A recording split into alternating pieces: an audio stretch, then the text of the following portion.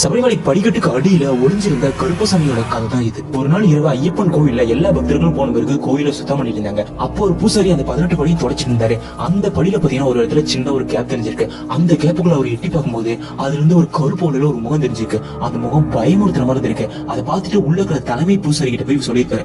அதுக்கு அந்த தலைமை பூசாரி அங்க இருக்கிறது கருப்பசாமி, அவரு அந்த படிக்கட்டு கீழே ஒளிஞ்சிட்டு இருக்காரு. யாராவது கெட்ட எண்ணத்தோடையோ இல்ல கெட்ட சக்தியில ஏதாவது படிக்கட்டுல ஏறினா கருப்பசாமி அதோடய இழுத்து அவங்களை கொண்டுடுவாரு அப்படின்னு சொல்லியிருக்காரு.